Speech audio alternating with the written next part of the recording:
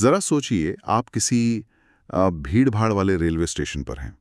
चारों तरफ लोगों की आवाजाही है, ट्रेनों का शोर है और उसी भीड़ के बीच में अचानक कोई व्यक्ति जमीन पर गिर जाता है। उस तक सबसे पहले कौन पहुंचेगा? कोई दूसरा यात्री या फिर वर्दी में तैनात कोई सुरक्षाकर्मी? और इससे पहले कि कोई डॉक्टर या एम्बुलेंस का सायरन सुनाई दे, वो जो शुरुआती कुछ मिनट होते हैं जो किसी की जिंदगी के लिए सबसे कीमती होते हैं, उनमें असल में होता क्या है? बिल्कुल, ये एक ऐसा मंजर है जिसकी हम कल्पना तो कर सकते हैं, पर अक्सर ये नहीं सोचते कि उस स्थिति में सही कदम क्या होना चाहिए। और वो शुरुआती कुछ मिनट ही असल में जिंदगी और मौत के बीच का फासला तय कर देते हैं। हाँ, और आज हम इसी बेहद जरूरी विषय की गहराई में उतरने वाले हैं। हमारे पास लाइव हिंदुस्तान की एक रिपोर्ट है जो ऋषिकेश रेलवे स्टेशन पर हुई एक खास पहल के बारे में बताती है। वहाँ रेलवे सुरक्षा बल यानी आरपीएफ और राजकीय रेलवे पुलिस जीआरपी के जवानों को एक ऐसी ट्रेनिंग दी गई जो आमतौर पर मेडिकल पेशेवरों को दी जाती है। और हमारा मकसद सिर्फ इस खबर को पढ़ना नहीं है, हम ये समझने की कोशिश करेंगे कि भारतीय रेलवे जैसे विशाल नेटवर्क में जहां करोड़ों लोग रोज सफर करते हैं, इस एक छोटी सी पहल के गहरे मायने क्या हैं। बिल्कुल, ये सिर्फ एक ट्रेनिंग की कहानी नहीं है, ये भूमिकाओं के बदलने की कहानी है एक तरह से। तो चलिए शुरू से शुरू करते हैं। हुआ क्या? रिपोर्ट के मुताबिक ऋषिकेश रेलवे स्टेशन पर आरपीएफ और जीआरपी के अधिकारियों और जवानों को कार्डियोपल्मोनरी रिससिटेशन यानी सीपीआर की ट्रेनिंग दी गई। और ये ट्रेनिंग हिमालयन हॉस्पिटल के डॉक्टरों की टीम ने दी। हाँ, और रिपोर्ट में सीपीआर को एक जीवन रक्षक तकनीक कहा गया है। मतलब ये वो प्रक्रिया है जो तब इस्तेमाल होती है जब किसी व्यक्ति की धड़कन या सांसें अचानक रुक जाती हैं, जिसे हम कार्डियक अरेस्ट कहते हैं। दिलचस्प बात यह है कि इसमें सिर्फ ऋषिकेश ही नहीं, बल्कि देहरादून और हरिद्वार की इकाइयों के जवान भी शामिल थे। मतलब ये सिर्फ एक स्टेशन तक सीमित नहीं था, आसपास के इलाकों को भी इसमें जोड़ा गया। लेकिन सवाल यह है कि पुलिस और सुरक्षा बलों को इसकी जरूरत क्यों पड़ी? उनका काम तो सुरक्षा और कानून व्यवस्था देखना है। यही इस पूरी चर्चा का सबसे दिलचस्प पहलू है। आप सोचिए, रेलवे स्टेशन जैसी जगह जहां हर पल हजारों की भीड़ होती है, वहां मेडिकल इमरजेंसी का खतरा कितना ज्यादा होता है। बहुत ज्यादा। कोई भगदड़, कोई हादसा या किसी की तबीयत अचानक बिगड़ जाना, ये सब मुमकिन है। तो ये ट्रेनिंग उस खाई को पाटने की कोशिश है जो किसी के बीमार पड़ने और प्रोफेशनल मेडिकल मदद के पहुंचने के बीच होती है। वो जो गोल्डन मिनट्स होते हैं, उनको सही तरीके से इस्तेमाल करने की कोशिश। बिल्कुल। तो ये सुरक्षा की परिभाषा को और बड़ा कर रहा है। मतलब ये सिर्फ अपराध से सुरक्षा नहीं, बल्कि जिंदगी की सुरक्षा की बात है। लेकिन यहाँ एक और परत है, आरपीएफ और जीआरपी। ये दोनों अलग अलग बल हैं, इनकी जिम्मेदारियां भी अलग हैं। आपने बिल्कुल सही नब्ज पकड़ी है। आरपीएफ यानी रेलवे प्रोटेक्शन फोर्स, वो केंद्र सरकार के अधीन आती है और इनका मुख्य काम है रेलवे की संपत्ति जैसे ट्रैक, ट्रेन, स्टेशन और यात्रियों के सामान की सुरक्षा करना। हाँ, और जीआरपी यानी गवर्नमेंट रेलवे पुलिस, वो राज्य सरकार की पुलिस होती है। अच्छा। जिसका काम रेलवे परिसर में लॉ एंड ऑर्डर बनाए रखना है, जैसे चोरी या दूसरे अपराधों को रोकना, उनकी जांच करना। अब देखिए, इन दोनों की भूमिकाएं कागज पे कितनी भी अलग हों, जमीन पर हकीकत तो यही है कि किसी भी इमरजेंसी में सबसे पहले यही लोग पहुंचते हैं। बिल्कुल, चाहे कोई बम की अफवाह हो, कोई हादसा हो या कोई व्यक्ति बेहोश होकर गिर जाए, वे ही असल फर्स्ट रिस्पॉन्डर्स हैं। और ये ट्रेनिंग उन्हें सिर्फ वर्दीधारी सुरक्षाकर्मी से एक कदम आगे ले जाके एक प्रशिक्षित जीवन रक्षक भी बना रही है। ये तो एक बहुत बड़ा मानसिक और भूमिका का बदलाव है। एकदम, ये सुरक्षा और मेडिकल सहायता को जमीनी स्तर पर जोड़ने जैसा है। रिपोर्ट में मेडिकल एक्सपर्ट्स का एक बयान भी है जिसमें उन्होंने कहा कि कार्डियक अरेस्ट में ज्यादातर मौतें इसलिए होती हैं क्योंकि समय पर मदद नहीं मिलती, देरी हो जाती है। हाँ, अगर शुरुआती कुछ मिनटों में ही सीपीआर मिल जाए तो बचने की संभावना कई गुना बढ़ जाती है। तो ये सिर्फ एक स्किल सिखाना नहीं है, ये एक पूरी सोच को बदलना है। चलिए जरा इस ट्रेनिंग के तरीके पर भी नजर डालते हैं। मुझे नहीं लगता कि ये कोई क्लासरूम लेक्चर जैसा रहा होगा जहां बस स्लाइड दिखाई जा रही हो। नहीं, बिल्कुल नहीं। रिपोर्ट साफ तौर पर बताती है कि डॉक्टरों ने जवानों को सीपीआर तकनीक सिखाने के लिए मैनेकिन यानी इंसानी पुतलों का इस्तेमाल किया। Practical training. हाँ, ये बहुत जरूरी है क्योंकि सीपीआर एक फिजिकल स्किल है। इसे सिर्फ पढ़कर या सुनकर नहीं सीखा जा सकता। आपको पता होना चाहिए कि छाती पर कहाँ, कितना और किस रफ्तार से दबाव डालना है। तो ये पूरी तरह से हैंड ऑन ट्रेनिंग थी। उन्हें यह भी सिखाया गया होगा कि क्या सावधानियां बरतनी है ताकि मदद करने के चक्कर में कोई और नुकसान ना हो जाए। हाँ, और यहीं पर एक बहुत चौंकाने वाला लेकिन महत्वपूर्ण तथ्य सामने आया जो ट्रेनर्स ने बताया। उन्होंने इस बात पर जोर दिया कि कार्डियक अरेस्ट के पहले 3 मिनट के अंदर अगर छाती पर दबाव देना शुरू कर दिया जाए तो मरीज के बचने की संभावना बहुत ज्यादा बढ़ जाती है। सिर्फ 3 मिनट? ये तो पलंग झपकते ही निकल जाते हैं। बिल्कुल। जब तक कोई कुछ समझ पाएगा, एम्बुलेंस को फोन करेगा और वो ट्रैफिक से जूझती हुई स्टेशन पहुंचेगी, तब तक तो ये कीमती समय हाथ से निकल चुका होगा। और यही 3 मिनट का नियम इस पूरी पहल की अहमियत को समझाता है। ये बताता है कि कैसे कुछ पलों का सही एक्शन जिंदगी और मौत के बीच की लकीर बन सकता है। हाँ। अब सोचिए, उस गिरे हुए व्यक्ति के पास जो आरपीएफ या जीआरपी का जवान पहुंचा है, उसे ये तकनीक आती है।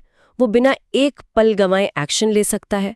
वो उन 3 मिनट को गोल्डन बना सकता है। ये तो बहुत प्रभावशाली है। पर यही मेरे मन में एक सवाल आता है। सीपीआर एक ऐसी स्किल है जिसके लिए लगातार प्रैक्टिस की जरूरत होती है। क्या एक बार की ट्रेनिंग काफी है? क्या कुछ महीनों बाद भी उन्हें ये प्रक्रिया ठीक से याद रहेगी? ये एक बहुत ही जायज सवाल है और शायद इस पहल की एक संभावित चुनौती भी। सीपीआर जैसी मेडिकल स्किल्स समय के साथ धुंधली पड़ सकती हैं, खासकर अगर उनका इस्तेमाल रोज ना हो। सही बात है। इसलिए आदर्श स्थिति में हर 6 महीने या साल में एक रिफ्रेशर कोर्स होना चाहिए ताकि ये स्किल ताज़ा रहे। रिपोर्ट में ऐसा कुछ नहीं लिखा है? नहीं, रिपोर्ट में भविष्य की ऐसी किसी योजना का जिक्र तो नहीं है, लेकिन ये निश्चित रूप से एक जरूरी अगला कदम है। ठीक है, तो ये ऋषिकेश में तो बहुत अच्छा काम हुआ, लेकिन क्या ये बस एक बार की अच्छी पहल है या इसके पीछे कोई बड़ी सोच है? क्या ऐसा कहीं और भी हो रहा है? ये सवाल बहुत जरूरी है और रिपोर्ट हमें इसका जवाब भी देती है। ऐसा लगता है कि ये कोई अकेली घटना नहीं है। अच्छा। रिपोर्ट में प्रयागराज जंक्शन का भी जिक्र है, जहां इससे पहले आरपीएफ के सैकड़ों जवानों के लिए ऐसी ही सीपीआर ट्रेनिंग आयोजित की जा चुकी है। ओहो, तो ये एक पैटर्न की तरह लग रहा है। इसका मतलब है कि रेलवे में कहीं ना कहीं इस बात को लेकर एक बड़ी सोच बन रही है कि हमें आपातकालीन तैयारियों को सिर्फ सुरक्षा तक सीमित नहीं रखना है। बिल्कुल। अगर हम इसे बड़ी तस्वीर में देखें तो ये भारतीय रेलवे के इकोसिस्टम में एक प्रोएक्टिव सोच का संकेत है। अब तक हमारा फोकस हादसों के बाद प्रतिक्रिया देने पर ज्यादा रहा है, बल्कि ये तैयारी करने जैसा है। पहले से तैयारी करना। हाँ, ये मानने जैसा है कि इमरजेंसी हो सकती है और हम उसके लिए तैयार हैं। इसे देखने का एक तरीका ये है कि रेलवे अब सिर्फ हादसों पर प्रतिक्रिया नहीं दे रहा, बल्कि उनके असर को कम करने की तैयारी कर रहा है। हाँ, और जब वर्दी में तैनात कोई जवान ऐसी मदद करता है तो लोगों का पूरे सिस्टम पर भरोसा भी बढ़ता है। उन्हें लगता है कि हम सुरक्षित हाथों में हैं। आपने एक और अहम फायदे की तरफ इशारा किया है। इसका पहला फायदा तो सीधा है, यात्रियों की जान बचने की संभावना बढ़ जाती है। पर दूसरा, जैसा आपने कहा, ये जनता का विश्वास बढ़ाता है। तीसरा, इससे अलग-अलग टीमें जैसे सुरक्षा और मेडिकल एक साथ मिलकर काम करना सीखती हैं। और सबसे अच्छी बात, ये एक ऐसा आइडिया है जिसे कहीं भी कॉपी किया जा सकता है। मतलब ये एक मॉडल बन सकता है। बिल्कुल, ये एक ब्लूप्रिंट की तरह है। जो आज ऋषिकेश और प्रयागराज में काम कर रहा है, उसे कल हावड़ा या मुंबई सीएसटी में भी लागू किया जा सकता है। ये सुनने में तो बहुत अच्छा लगता है, पर क्या ये इतना आसान है? भारत का रेलवे नेटवर्क दुनिया के सबसे बड़े नेटवर्क्स में से एक है। कुछ स्टेशंस पर ट्रेनिंग देना एक बात है। हाँ, पर इसे स्केल करना। हाँ, इसे देश के हर बड़े जंक्शन तक पहुंचाना एक बहुत बड़ी चुनौती होगी। क्या इसके लिए संसाधन और इच्छा शक्ति दोनों हैं? ये इसकी व्यावहारिकता पर एक जरूरी सवाल है। पैमाने की चुनौती बहुत बड़ी है, हजारों स्टेशंस, लाखों कर्मचारी। इसे राष्ट्रीय स्तर पर लागू करने के लिए एक बहुत मजबूत केंद्रीकृत योजना की जरूरत होगी, जो अभी शायद नहीं है। अभी ये छोटे छोटे सफल प्रयोगों जैसा लग रहा है, लेकिन इसे एक राष्ट्रीय नीति में बदलना अगला बड़ा कदम होगा। और एक और बात, सीपीआर तो सिर्फ पहला कदम है ना? ये किसी का दिल दोबारा चालू नहीं कर सकता।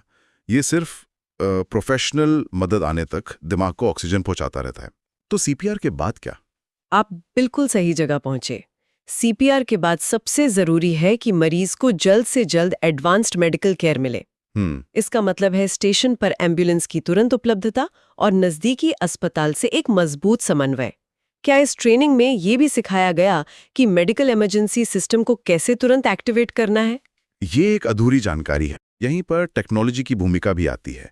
मैंने सुना है कि विदेशों में एयरपोर्ट्स और स्टेशनों जैसी सार्वजनिक जगहों पर छोटी-छोटी मशीनें लगी होती हैं। AEDs यानी ऑटोमेटेड एक्सटर्नल डिफिब्रिलेटर। बिल्कुल। हाँ, वही। ये एक छोटी पोर्टेबल मशीन होती है जो मरीज को बिजली का एक नियंत्रित झटका देकर रुके हुए दिल को दोबारा चालू करने में मदद करती है। कार्डियक अरेस्ट के मामले में ये CPR का अगला और अक्सर सबसे जरूरी कदम होता है। और हमारी रिपोर्ट में इसका कोई जिक्र नहीं है। नहीं है। ये इस पहल का एक और पहलू है जहां सुधार की गुंजाइश है। सिर्फ CPR सिखाना आधा काम है। अगर उन जवानों को AED इस्तेमाल करना भी सिखाया जाए और हर बड़े स्टेशन पर कुछ AEDs लगाए जाएं, तो ये जीवन बचाने की क्षमता को कई गुना बढ़ा सकता है। तो ये सवाल इस कार्यक्रम की कमी नहीं बल्कि इसे और बेहतर बनाने की दिशा दिखाते हैं। बिल्कुल। तो कुल मिलाकर ये खबर सिर्फ एक ट्रेनिंग सेशन की नहीं है। ये रेलवे के फ्रंट लाइन सुरक्षा कर्मियों की भूमिका में एक बुनियादी बदलाव की आहट है। वे अब सिर्फ संपत्ति के रक्षक नहीं बल्कि जीवन रक्षक भी बन रहे हैं। हाँ, जीवन रक्षक भी बन रहे हैं। ये एक बहुत शक्तिशाली विचार है। इसका निचोड़ यही है कि ये भारतीय रेलवे द्वारा अपनी आपातकालीन प्रतिक्रिया क्षमताओं को जमीनी स्तर पर बढ़ाने का एक ठोस प्रयास है। ये दिखाता है कि सार्वजनिक सुरक्षा की प्राथमिकताएं कैसे विकसित हो रही हैं। अब हम सिर्फ अपराध रोकने पर ध्यान नहीं दे रहे, बल्कि लोगों की जान बचाने के लिए भी अपने जमीनी कर्मचारियों को कुशल बना रहे हैं। ये एक बहुत सकारात्मक बदलाव है। इस पूरी चर्चा के बाद हमारे श्रोताओं के सोचने के लिए एक विचार छोड़ जाते हैं। ये ट्रेनिंग अभी RPF और GRP को दी गई है। सोचिए, अगर इसका दायरा बढ़ाया जाए, अगर टिकट काटने वाले क्लर्क, प्लेटफॉर्म पर काम करने वाली कुली और स्टेशन पर मौजूद वेंडर्स को भी ये बेसिक CPR ट्रेनिंग दी जाए, तो हमारा पूरा रेलवे स्टेशन एक तरह से सेफ्टी जोन बन सकता है। और क्यों ना इस मॉडल को रेलवे से भी आगे ले जाया जाए। एयरपोर्ट्स, बस अड्डे, शॉपिंग मॉल्स और दूसरे भीड़-भाड़ वाले सार्वजनिक स्थान, हर जगह। हाँ, अगर हर ऐसी जगह पर मौजूद फर्स्ट लाइन वर्कर्स के पास ये जीवन रक्षक स्किल हो, तो आपात स्थिति में मदद के लिए इंतजार का वो खतरनाक समय लगभग खत्म हो सकता है। ये सोचने वाली बात है कि हम एक समाज के तौर पर जिंदगी बचाने की इस पहली कड़ी को कितना मजबूत बना सकते हैं।